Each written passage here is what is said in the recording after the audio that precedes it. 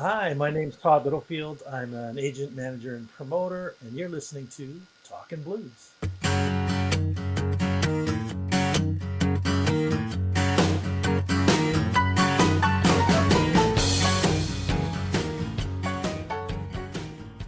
Were you always an agent, manager, and a promoter, or what came first?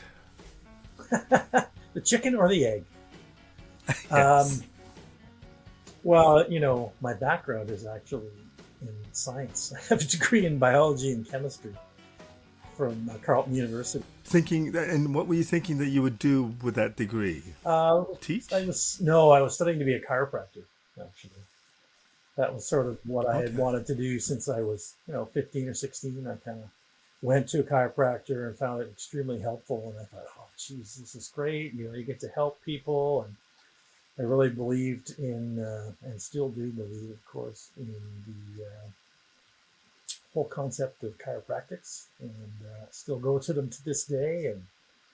And, especially when I was playing sports when I was younger, it was really great. You'd be playing football and you get some sort of injury, you go to the chiropractor, and you go to the doctor first, and they go, well, I'll take a couple of weeks off. And then you go to the chiropractor and he'd say, okay, yeah, let me take a look. Okay, you're good to go.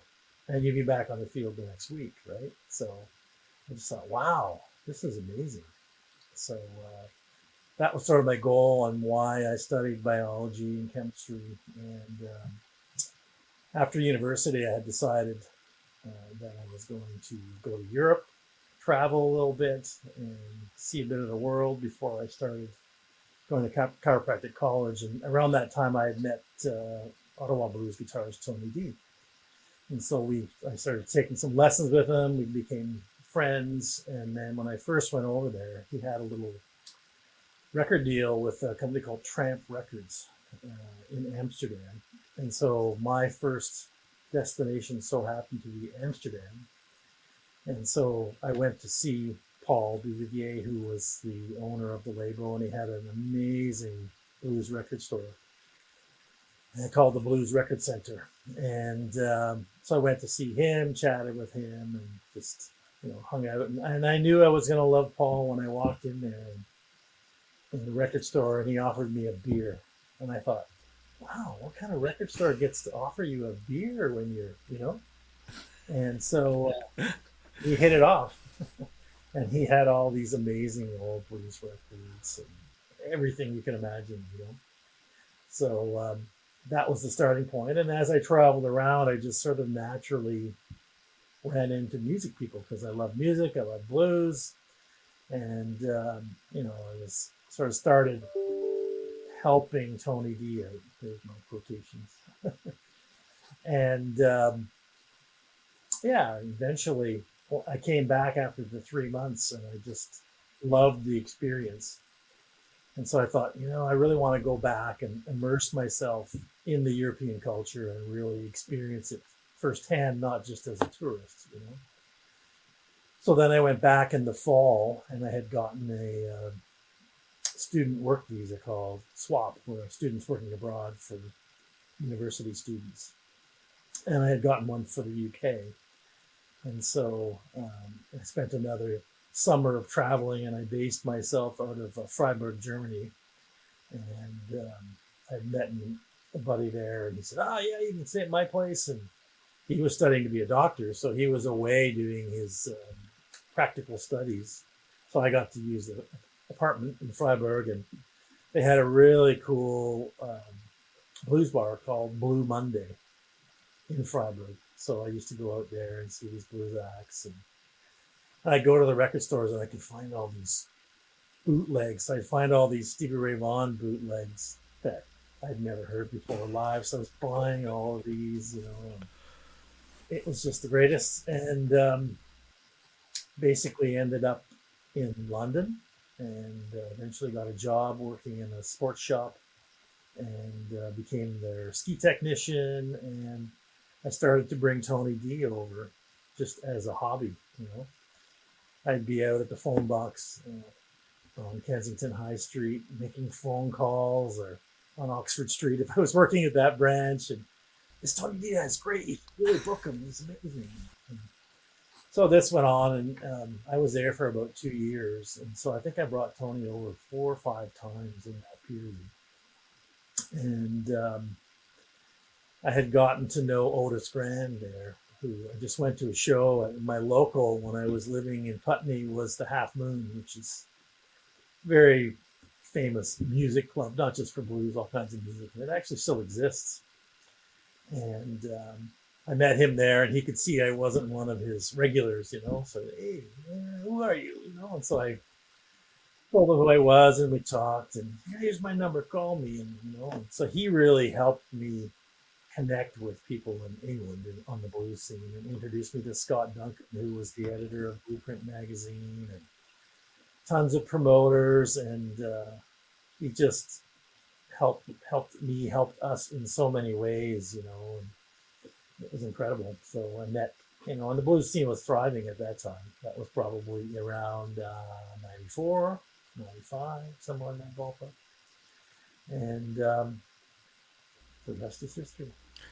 I was thinking today, when did I meet you and how do I know you? But now that you mentioned that, I'm thinking maybe my first encounter with you might have been when I interviewed Otis Grand, or you might have given me that interview Mm-hmm. at the Ottawa Blues Yeah, Festival. probably. I probably set it up. Yeah, yeah. So I brought him over, and he did like all the Quebec blues festivals. There was Sherbrooke Blues Festival, Trois-Rivières Blues Festival, Jonquière Blues Festival, Ottawa Blues Fest. He did a bunch of them. Sudbury, I think he did Sudbury Blues Festival, and Wasaga Beach, bunch of stuff. And yeah, so that sort of, you know, I sort of cut my teeth bringing Tony D over, and I even helped one of the blues agents in the UK, book Luther Allison. So I booked some shows for Luther Allison early on when I was living in London, and yeah, it was a great time. And I mean, London was sort of the hub, and so I can remember taking Tony D's CDs down to the Tower Records at Piccadilly Circus, and I said, "Would you guys take some of these on consignment?" So I gave them like 10, I guess. They put them in, and by the next week they were gone. And so it was Adam Seif was the guy who was running the blues and jazz department. And he was a huge blues jazz fan. And he was like, "Hey man, they're all sold out. Bring me some more." So I bring them down, and you know, got to know Adam as well, and it just sort of built from there. And you know, Scott Duncan, as I mentioned. Um, there was an amazing band called The Hoax, who were one of the biggest things in the UK for blues rock, and they've been over to the States and opened for Buddy Guy, and so I got to see them and got to know their manager. And, yeah, and I mean, all the while when I was there, I was working by day in the ski shop or the outdoor shop, and it was, you know, very cool place. The one on Oxford Street, or was just off Oxford Street on Rathbones Way or something. Robin Williams came in one day, Wow. just out of the blue, and Bjork came in, and the one on High Street, Kensington, Brian May from Queen used to come in all the time. He was into hill walking and outdoors and Gore-Tex. Have you got any new Gore-Tex? And so I served him a number of times, and he was just the nicest guy. You would, you know, if you didn't know who he wasn't announcing himself. So the Yeah. chiropractor thing just disappeared? Well, that sounds harsh. Faded into the abyss slowly. But was there a moment where you decided? Yeah, I mean, part of it was I had done 4 years in university, and I just felt like I had enough of school at that point. And I kept thinking, you know, then I go to 4 years of chiropractic college, and I'm going to have to slug through that, and then I'm going to be indebted up to my eyeballs. So then I'm going to have to invest to open a clinic and build up clientele. And I just thought, you know what? No. And I just sort of fell in love with doing this, and it sort of um, kind of went okay. Once I came back to Canada and to Ottawa, I thought, well, what am I going to do here? What am I going to do? And part of the touring in Europe was I had about 6 weeks of touring booked for Tony in the UK and Belgium. And then I had contacted promoter up in Denmark because I had seen that Jeff Healy was coming up. He was going to play for, I think, a week to 10 days up in Denmark. And I thought, oh, Tony D would be perfect, another Canadian act. They know each other. It's a perfect fit. So I contacted them, and then I got a call in London from Tom Stephen, who was the manager for Jeff Healy and Amanda Marshall at that time. And he said, how are you doing this? You got a label? I said, well, we have a little label in Amsterdam, but they just really kind of distribute in the Benelux, Holland and Belgium. And, and he said, well, how are you doing this? And I said, well, there's no magic. I just, on my lunch break, I go out to the phone box and make some phone calls and say, hey, you should book this guy, Tony D. He's great. He's like, well, yeah, but how are you doing this? And I'm like, that's it. And he's like, I'm just totally blown away. Like, you've got really no support and you're like doing this. And it's like, well, it's not rocket science, is it? Right? You just gotta talk to people. And Tony was great. And so, once I sent them the music, they loved it, right? And he's like, I'm definitely giving you guys these dates. Like, I'm just totally blown away. I love Tony. He's great. But you on top of doing this, it's like, you got it. And so I went up, took some time off work, and then drove. We drove all the way from London up to Denmark.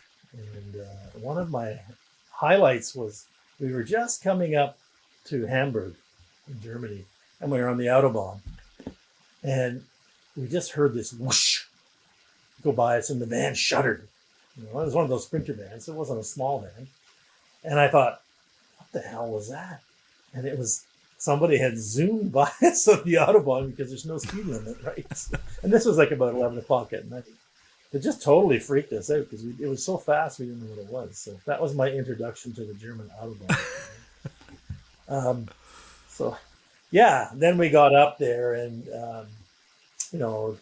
Tom and Jeff really took good care of us, and Pat Rush was playing with them on that tour, and Tony knew all those guys, right? And the tour manager was, of course, our good friend Ben Richardson, who Tony used to play in and was from Ottawa, and they had a band together, Saints and Sinners, I think it was. And so it was just like one big happy family, and we had no money because we weren't making much, but Tom and Jeff and all those, they just took care of us, right? Don't worry, and made sure we got fed and took us out partying all the time. And the shows were amazing because they were packed. Like, Jeff was still really big in Europe at that time. So most of those shows were all sold out, 3,000 seat venues, some of them. And so it was perfect for Tony, and it was great exposure to the Danish market. And it also allowed us to do a number of other things. We got a sponsorship deal from the guys at Fender in the UK because of that tour with Jeff, and got a lot of publicity. We got Tony a feature in Guitarist magazine in the UK as a result, and so it got him on the cover of Blueprint as well, the blues magazine. And so it started to really build from there. And we did a lot of the festivals. I say we, Tony, not me, in the UK. So, and a lot of clubs. And sometimes, we would just, you think, oh, nobody's going to show up. And then 10 minutes before, it'd be packed, And you're like, wow, people actually showed up. And so it went really well. And on one of the tours, and this is how Diesel Management came to be, you had asked about that earlier. So they all stayed at my flat in London, and I had roommates. So we were like giving up our beds so the van could stay there. We sort of based it there, and then Otis had hooked me up with this van rental company, and so they gave us a really good deal. And so we decided we were going to Painswick, to the Painswick Squash and Blues Club, it was called. And I thought, well, let's go early. We got lots of time. And so just driving along, and we weren't that far away, actually. And I thought, oh, geez, look at gas is really cheap here. I'm going to fill up. We're half empty. It's perfect. We'll fill up. So It was probably around 11 o'clock in the morning or somewhere. And we had gotten up really early to get out of London traffic. And so I'm like, put the thing in and I'm filling up the van and okay, good, put it away. And you had to go inside to pay in those days. So I go inside to pay and he says, yeah, your van, mate. And I said, yeah, yeah. He says, right. And then I thought nothing of it. And then I get in, start it up, drive down the road. Didn't get more than 100 meters. And it was a very new van and it started to sputter. Wow. And I had put petrol in a diesel van, is what happened. I chose the wrong pump because I was still half asleep, right? So, and it became a whole fiasco. And thankfully, we were there early, but I had to call the promoter and I called, it was something AAA, like our CAA. Right. And it took forever. So then I called the promoter and said, could you come with a van and pick up the band? And we couldn't get a van, but they came and picked up the guys. And then AAA still hadn't showed up. And this was like 2 or 3 hours later. And it was getting closer to sound check. And so they finally found somebody with a van. And they came and got all the gear. And then the van ended up going 50 miles in the other direction to a garage. And so then they had to pick me up and stuff. So it was just one of these, oh my God, how did this happen? Just, half asleep, thinking. And so, after that tour, Otis Grant said, yeah, man, you got to call your company Diesel so you can remember how stupid that was. I said, that's a great idea. So we made the gig. It was great. They had the best pizzas I can remember at this place. And it was actually, Painswick is quite a sort of wealthy little village. And it was a great gig, because we thought Painswick Squash and Blues Club was just going to be like, it was excellent. People showed up. They loved it. And it's just a beautiful little village. And so Diesel became Diesel as a result of it sounds like things happened relatively easy, or things were happening when you decided to pursue this and promote Tony and get him gigs, and it seemed to come maybe not easy, but you were able to do it. Was there a point where it wasn't easy? Did it become difficult at any point? Yeah, no, I had a lot of help, and I think, like I said, Otis Graham was a huge help. Tom Stephen and Jeff Healy were both a huge help.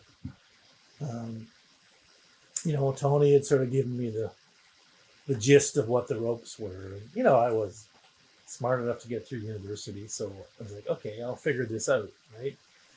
And so that's what I did. And just, having the Tramp Records and Paul was a big help for the Dutch gigs and the Belgian gigs. And it just kind of happened. And it kind of, when I came home, Tom was really after me, like, there's so many idiots in the music business. We need more smart guys like you. You got to do this, man. Become a manager. And, and I thought, yeah, why not? I love music. I always loved music. I played a bit of guitar, and I just thought, yeah, it kind of makes sense. I'll never be a musician, but I can help. I can help these artists, open doors and get shows and try to develop their careers. And, I had some sense of organization, from studying. And so it just kind of happened. And then sort of the real, when I officially opened the business, was 1997, when I'd come home and I decided, okay, I'm going to take a shot at this. And I was living with a buddy of mine here in Ottawa because I'd come back from England and I didn't have a place to stay. And he's like, yeah, man, you can just stay here. And his name was Henry Engel, and he was super supportive as well. And that really gave me the starting point, because he just thought, wow, this guy's so cool what you're doing, because I had worked with him in the summers during university. I had worked in the beer store. I had worked in the warehouse, and we would be going out on the trucks. So he was one of the drivers. So he said, oh, get this guy. He's a good hard worker. And, I like working with him. And so they would ship me out sometimes. So I got to know him, and so I stayed at his place, and he was the one that he went out and bought a desk and bookshelves and all this kind of stuff so I could set up an office, because I literally came back and I had no money, right? So I started the business on my credit card and through Henry's generosity. So and even when Otis Grant came over, he stayed with us. Did you have goals? Did you know what you wanted to achieve with this? Well, I think what I started to realize was at that time, not that many artists were going to Europe or Europe coming to Canada, particularly Canadians going. Of course, there was Bryan Adams and Celine Dion and major artists like Jeff Healey. Of course, they were all going over there. But the sort of mid-level to smaller acts, especially in the blues world, hardly anybody from Canada was going over. And there was a real affinity for blues. So I thought, you know what, like I could be that conduit through Diesel Management to bring Canadian artists to Europe and bring European artists to Canada. And that's when it sort of clicked and went, yeah, I can do this, And so, I had already met Otis and I said, do you want to? Yeah, I'd love to come to Canada. And I met Andy J. Forrest. We met at a gig in Belgium, and I just thought he was fantastic. And he was based out of New Orleans, so I started bringing him up to Canada. And it just sort of evolved from there. And I had all these contacts all over Europe, just through traveling and through trying to, book Tony's and gigs. And so it just kind of went from there. And it was never, I wouldn't say difficult. I mean, it was challenging to get started, right? And, I wanted to ultimately be a manager, but in those days, no agents wanted to book my artists.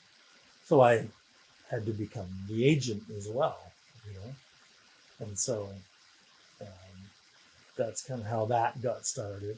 And I was pretty good at the agency part of it and the agent part of it. So away I went, because that was kind of how I cut my teeth on it in the UK. So. Can you just define the role of the agent versus the promoter versus the manager? Yeah, it's pretty simple. I mean, the agent just procures the work, finds the gigs, books the gig, contracts the gigs, and makes sure everything runs smoothly. On to the next. So that's really their primary role. I mean, I think now, especially with developing acts, the agent plays a much more important role, even sometimes than the manager, because they probably don't have a manager, right? So it's evolved immensely over the years, what it means to be an agent, especially in today's world, because most artists are making their money live, which means they rely on the agent more than anything. And so there's that. A manager is sort of oversees everything that, in those days, it was overseeing, tour schedules with the agent. You'd be working with, if you had a publicist, you'd be working with the publicist and strategizing on how to develop the artist. You'd be working with a record label if you had a record label. And if your artist had publishing, you'd be working with a publishing company or not, depending on the size. So the manager sort of oversees the artist's career. And then as a promoter, you're basically just buying a show and trying to sell enough tickets to make money and cover your costs, Perhaps the riskiest of them all. No doubt, no doubt. So what was it about? So you better be passionate. What was it about being a manager that attracted you?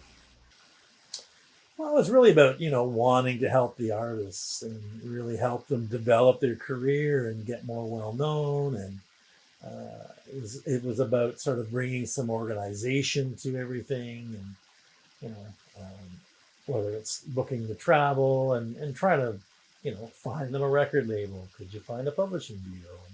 And a lot of times in those days, I also was the publicist, calling the media, sending out press releases, and we were still using fax machines to send out press releases in those days, So not like today where it's like you can pop out emails and so forth. It was very labor intensive.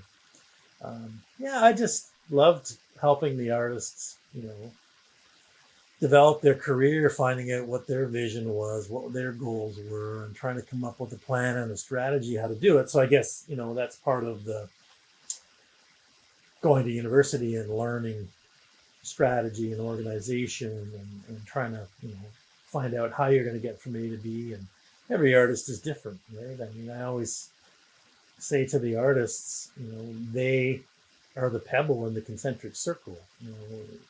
So they are ultimately the driving force behind their own careers, and we're the concentric rings around them. Be it the manager would be the first ring, and then there's the agent, then the label, and the publisher, and so forth.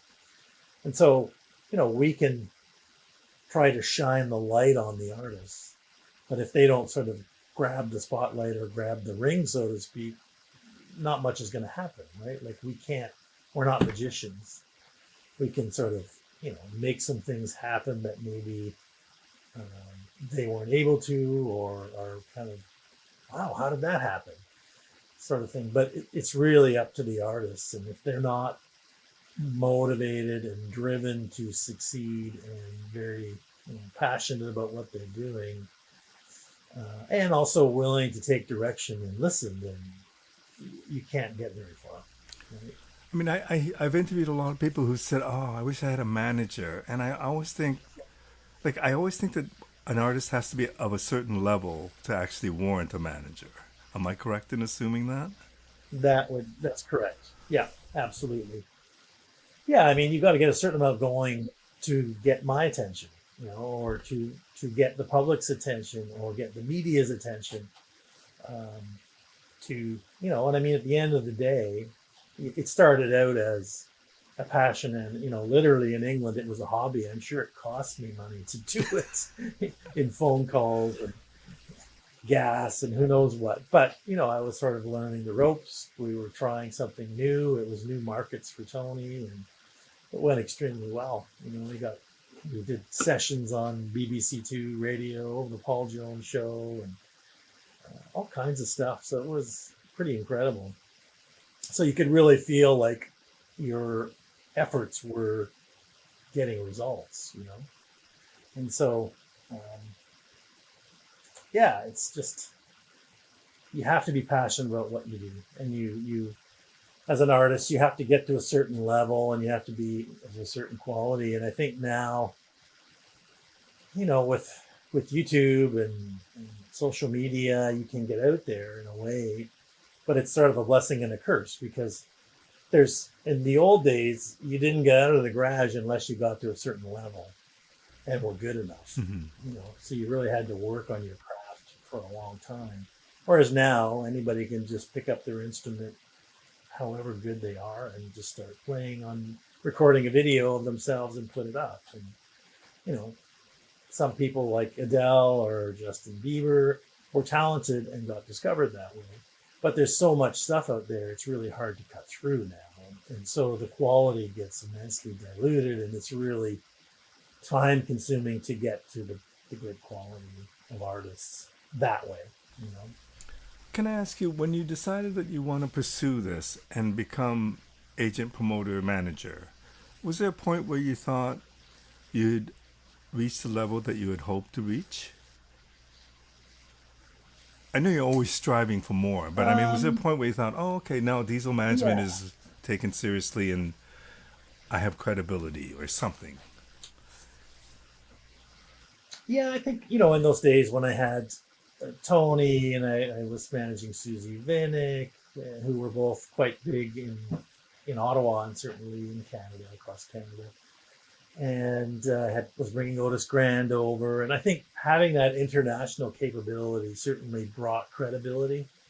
So I was really fortunate to meet Otis, to meet Andy. And I mean, Otis probably more than anyone, because he really opened up that whole British blues scene. Like, he was one of the big guys on the blues scene, right? And so coming back to Canada, having all those connections in the UK kind of gave me that credibility. So I think that was probably what expedited the process rather than if I had just started here from ground zero and tried to build it up.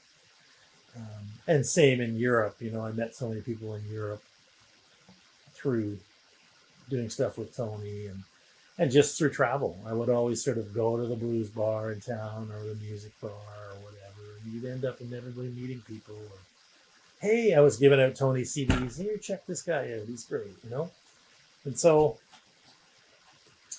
yeah, it just kind of went. And I think being international probably piqued the interest of other artists here, going, oh, can he open up those doors for me?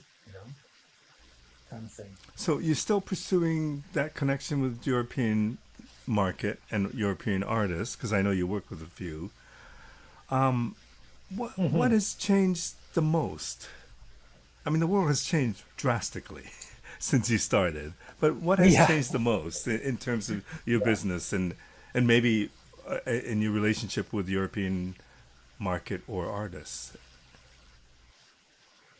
I just think in general, there's a lot less places to play. There's a lot less blues bars, if that's I've certainly branched out in my genres. So it's more roots than just straight blues or rock as well. And so it's a lot harder. There's less places to play, you know, even in my early days, you could go play the King Eddie in Calgary for a week. So Tony would go out there for a week. And you could play the Commercial Hotel in Edmonton for a week. And so you could really build up a fan base because Monday, Tuesday, people would come out, kind of discover you. Oh my God, they're amazing. Tell all their friends by Wednesday to Saturday, we're just jam packed, right? And now you don't have those kind of luxuries, and you don't have that opportunity for artists to really hone their craft and get to become great entertainers as well as musicians. So I think that's more difficult. It's financially, the costs have gone up immensely, and that's on both sides of the fence, right? It's costs have gone up tremendously for festivals in terms of infrastructure and anything from fencing to staging to you name it, it's all gone up. And hotel costs have gone up. And so all of these factors affect the artists as well, right? So they need to ask for more money, and ticket prices can only go so high. And so it's challenging. I think it's probably more challenging than ever.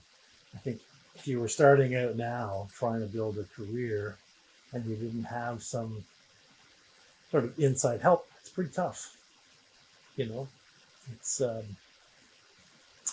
and the media now is just, there isn't so many, like, let's just say with blues, because we're talking about blues, there isn't so many blues specific magazines like there were. Like there were 2 or 3 in the UK. Now I think there's 1, right? And so you've got Blues Review here and Living Blues.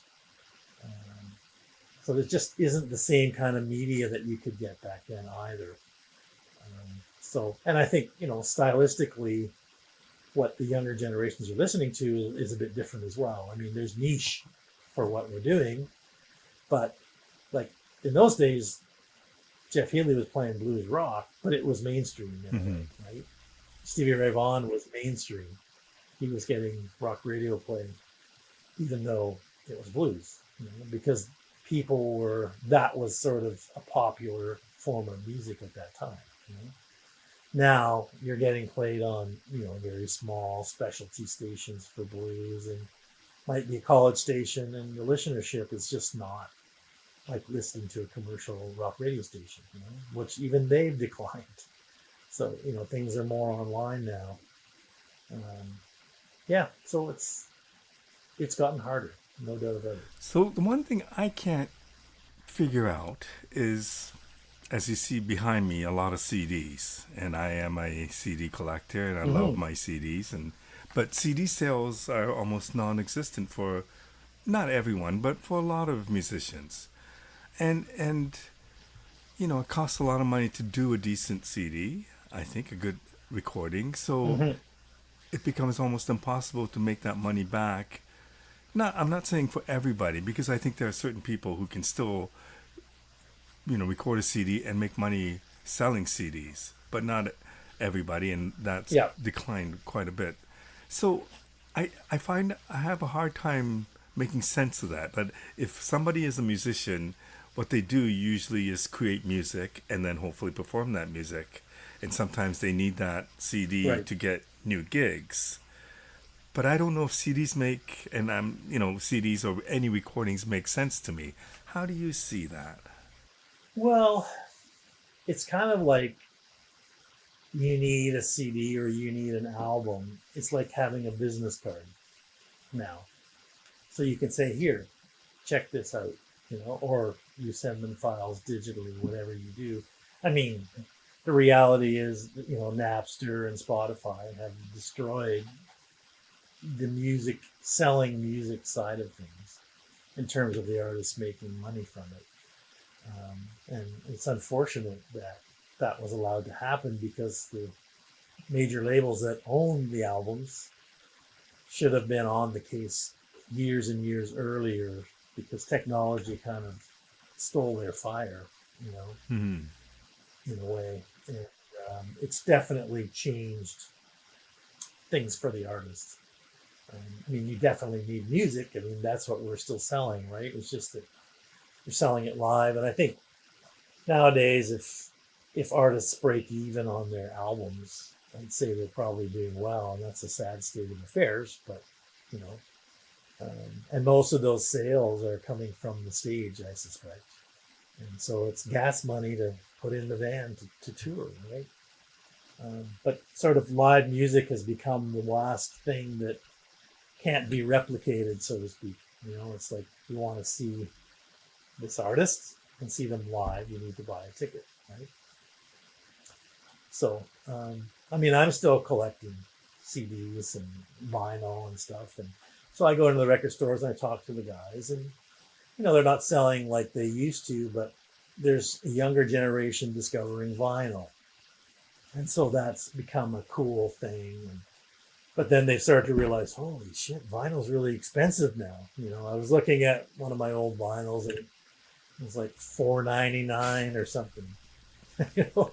And now it's $44.99 Yeah. for so what they're noticing is that the younger generation, oh, this is expensive, but I can buy these CDs and they're cheaper. So there is sort of becoming a second life in CDs as well, because of economics, and cost. So So when you look for an artist, I don't know if you actively look for artists or artists look for you, but I get the feeling you look for artists, or you see somebody and you say, I want to work with you. How does that happen? occasionally, a lot of it's word of mouth. I've never been, hence not doing many interviews. I've never been about promoting me. I've always been about promoting the artists. That was kind of where I felt most comfortable. And it's generally been word of mouth. Like when I first started, it was with Tony, and then I met Susie Vinnick through Tony, and then started managing Susie. And then Sue Foley had approached me and asked if I would be interested in managing her. And that was quite, she was already international at that stage. She was, had been down to Austin, signed to Antones. And when I started working with her, she was signed to Shanachie Records in New York. And so, I was like, sure, if you want a manager, that would be great. I'd love to work with her. I think I worked with her about 4 or 5 years, and we did quite well. Like I remember her, she was in the New York Times and the LA Times, and we had her out touring with B.B. King, and she did one of the last ever shows with John Lee Hooker. I think it was the last show at the Great American Music Hall in San Francisco. She was opening for Johnny Lang, and she was opening for Jennifer Warnes, who was a friend of hers. She did the Sun Theater in Anaheim. She opened for the Neville Brothers in San Diego at 4th and B. Yeah, so she was pretty happening. And that record, at the time that record came out, it did really well because the previous record hadn't sold that well. And so we had Colin Linden produce this record. It was Love Coming Down. and it's a great record, and it really kind of reignited her career at that time. And at the same time, her old label, Antone's Records, had this sort of from the vault. They had this record that had never been released or cuts from various records, whatever. And she had this one song. It was a Dylan track, Positively Fourth Street. So they put it out, and they put it out as a single, and then they hired someone to work radio, and it started to get a lot of play on AAA, and so that really helped things along as well. And so yeah, and it just seemed to each time went to the next artist, it was usually word of mouth or something, and then I would go on to like Downchild, and who really, meeting Donnie and getting to work together and sort of pitching him my vision of what I felt like Downchild should be doing, and it was like getting out of the clubs, and I just felt like they were killing the legacy of the Downchild name and band when they should be building it and just playing festivals, soft seat theaters, and the occasional dance hall kind of thing.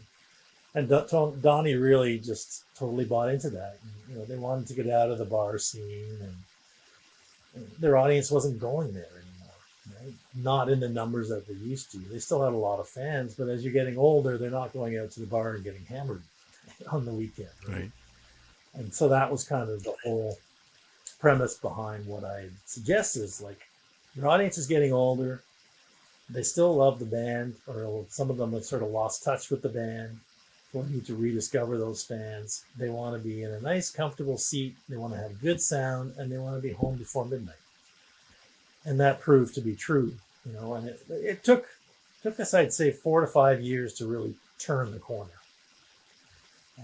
And so there was a lot of no's. No, we're not going to do those gigs. Not going to do that gig. And thankfully, Donnie was, bought in and believed as much as I did. And then it, once we turned the corner and proved that we could sell hard tickets, we started to get them into theaters.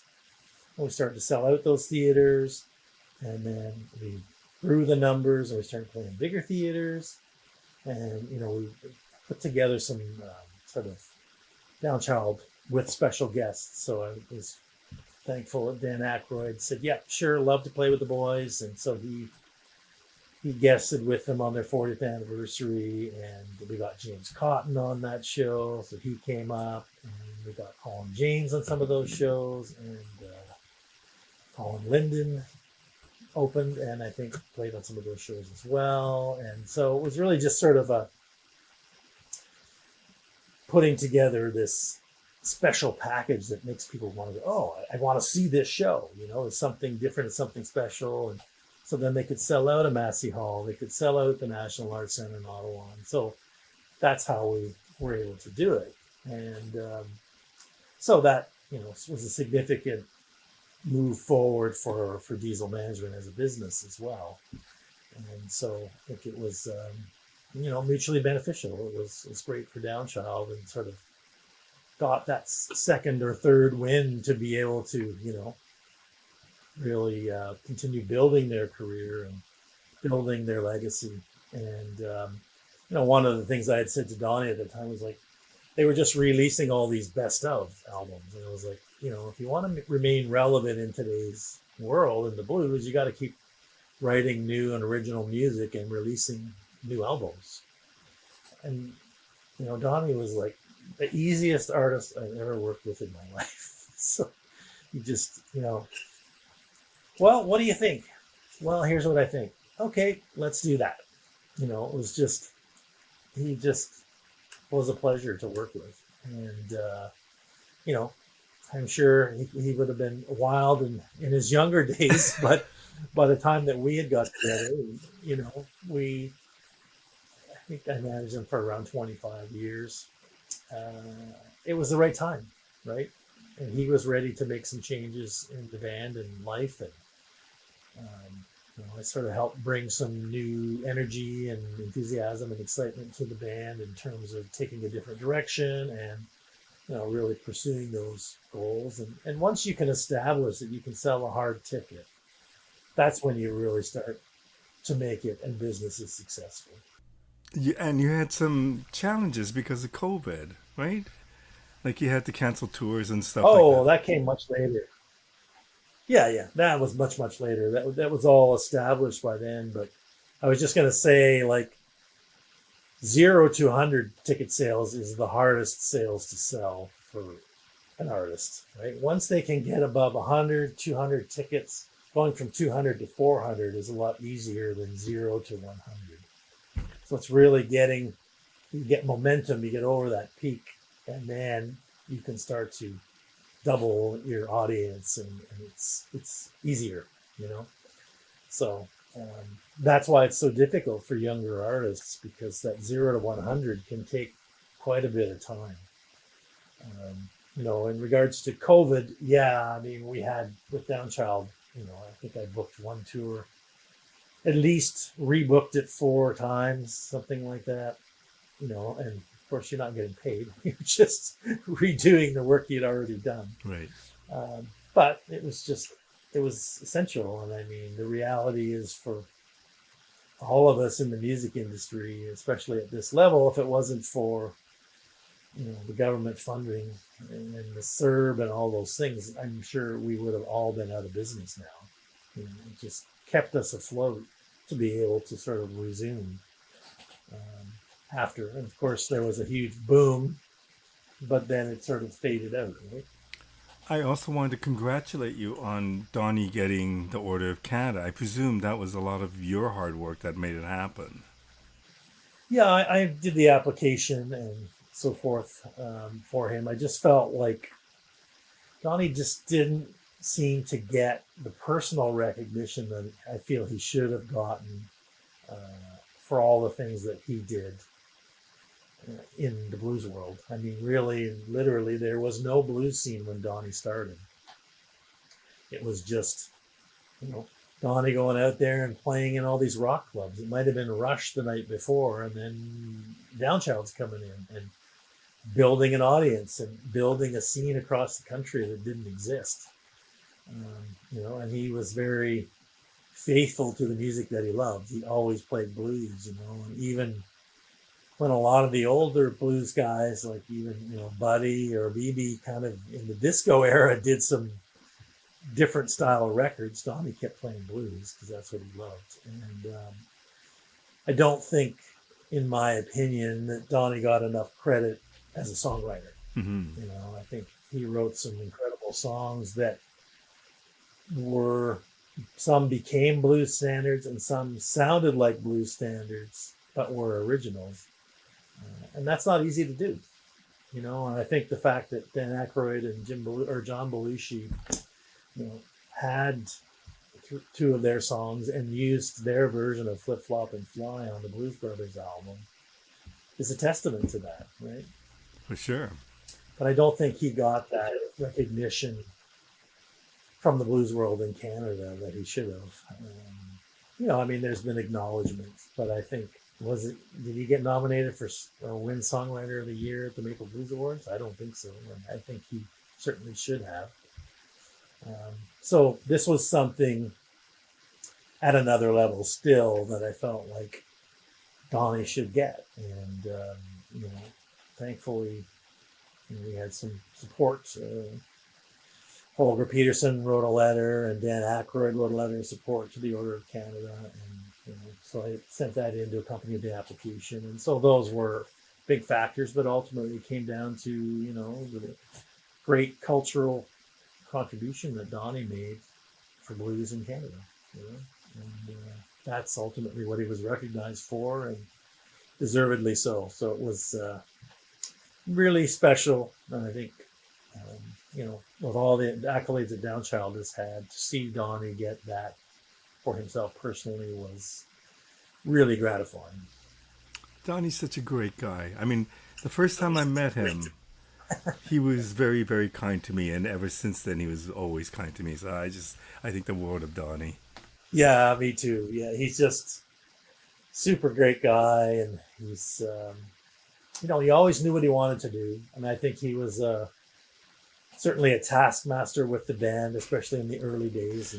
But he was driven. He knew what he wanted to do, and he didn't want to fart around. He wanted to get to it. And if you didn't get in line, then next, you were fired, and off they went. But yeah, no, he's always been great to me. Yeah. Can we? Can you tell me a little bit about what else you're working on? What else? What's on the plate these days? Well, here I'll show you my No Todd and Blues Festival T-shirt. I Nice. think you were there that year that I Yep. went with Downchild. Uh, so when I was there, one of the years, I think I went 3 or 4 years, I got to meet Erja Lutinen from Finland, who I was just like blown away. She was just so dynamic, and she just has that spark that lights up the stage. And she's a phenomenal guitar player. And so I was just like, wow, I got to bring her to Canada. So I've been working with her for a number of years. I think certainly COVID kind of, put a damper on things because we were just starting to really get momentum here prior to that. But she's planning to come back next summer. Um, I just recently signed Powder Blues Band about a month and a half ago, something like that. So, really looking forward to working with Tom, and he wants to sort of get out there a bit more and tour a bit more. So that's great. Also working with a band from Germany that I brought over again, I think prior to the pandemic, called Wellbad. It's his name was Daniel Velbat, B-A-T, but the band is called Velbad or Wellbad. Probably the most dynamic young band I've ever seen Wow. in years.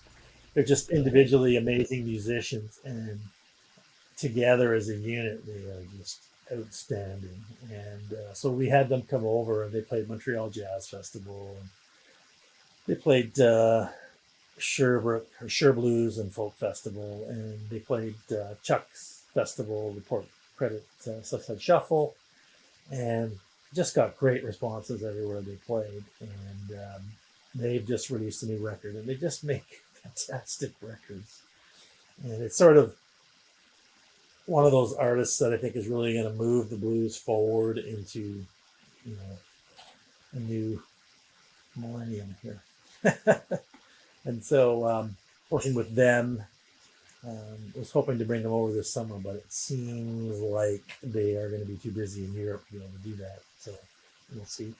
And I've got a local guy here in Ottawa that I just think is fantastic. It's Jeff Rogers, super talented guy. He was part of a band that won the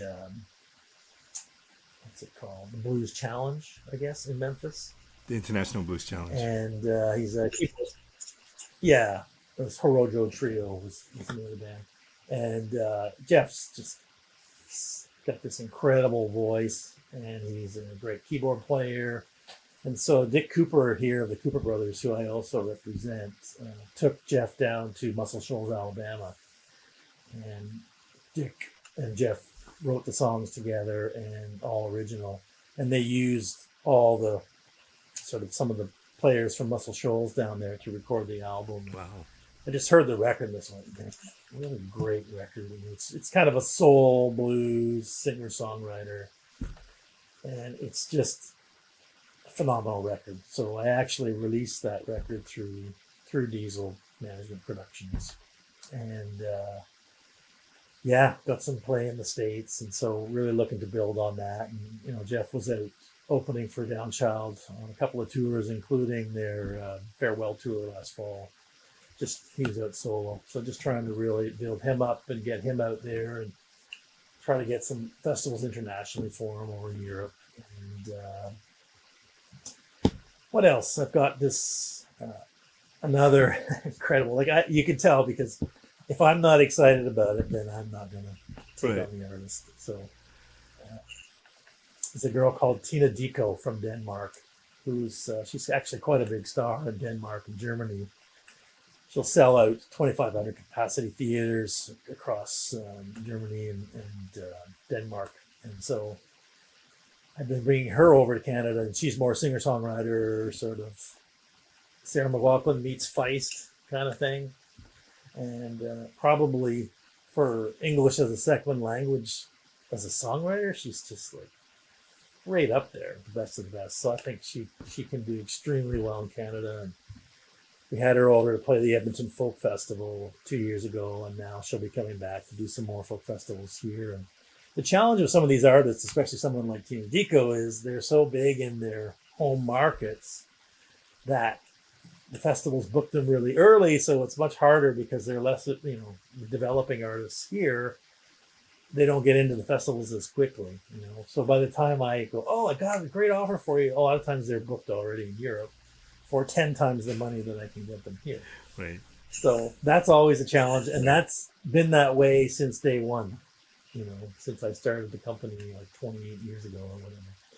It's always with the European artists trying to get them here is you're competing with festivals that book way before, So, yeah, anyway, she's coming over.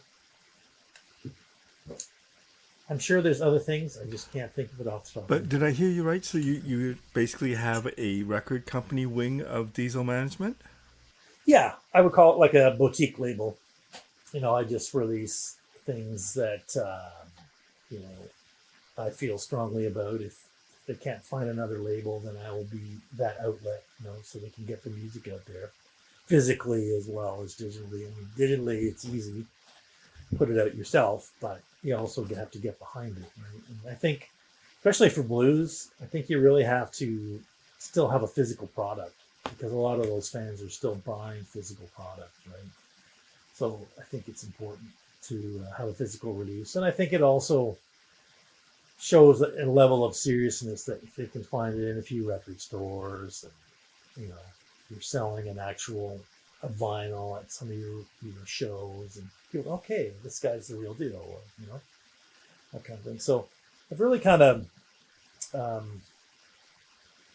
narrowed down my roster just to really focus on the ones that I want to focus on and that are able to get out there and really do it. And, I've been doing it a long time. So I really want to just be working with great people that are talented, that are driven to be successful, and I've always sort of looked for artists that have international potential. And if they don't, I feel like these days you have to be international to be able to have a career, and make a living at it, and that's the toughest part these days is trying to make it all work financially for them, right? I mean, I think I know the answer to this, but are you still as passionate about music as you were before? Not at all. Yeah, absolutely. I don't think I wouldn't continue to be doing it if I wasn't, Like I went to Jeff Rogers' show and I actually bought tickets, even though I was presenting the show, and like I just want to support the artists, right? So I'm not going to give myself a free ticket, So, and I just enjoyed the show so much, and I just like, oh, this was this was world class. You could present this show anywhere, and people would go, wow, And I was just bopping my head, and I was there as a fan, enjoying the show, So yeah, absolutely, still passionate about it. I can't believe you also have a record label. How many albums do you have released? How many is under the Diesel Management? I have released Tony D, Live Like Hell, which was I think that was in '99. I've released Andy J. Forrest, Live at the Rainbow. We did that internationally, so that one I distributed all over. Downchild's 50th anniversary album was released through Diesel. Jeff Rogers' Dream Job released through Diesel. And there's a few others. I just can't think of them off the top of my head. And then it looks like there might be another couple in the next year, maybe. I just don't know how you find the time to do the management, the promoting, the agency, and the record company. You trim down your roster and you just focus on less projects, right? So, with Downchild retiring, right, that was a big part of my time, right? I spent a lot of time on Downchild and a lot of time developing the younger artists. And I guess, what I was trying to say before was that that's probably the most exciting part for me is I love introducing people to amazing up and coming artists that they may not know. And like, oh my God, you got to check this guy out, or you got to check this girl out. They're incredible. That to me is probably the biggest kick I get out of doing this at this stage. Well, I'm glad you still have that kick. Well, I think you have to. Yeah. Otherwise, you would end up doing something else and everything. Well, it's a tough business. It is, and it has gotten harder. There's no question about that. Like I said earlier, so if you don't have the passion for it, then what are you going to do, right? It's not about getting rich. I should have stayed to become a chiropractor. I would have probably made a lot more money, but it wasn't about that, right? So, As long as you've had fun. thankfully, I've had a lot of fun, and I've made a very good living doing this and doing what I love to do, which I came to discover, partway through, a lot of people don't do what they love to do for a living, and it makes it much more difficult in life, right? They might make a lot of money, but they're very unhappy, right? You know about that, don't you? Kind of, yeah. Not What was making your a lot of money? No.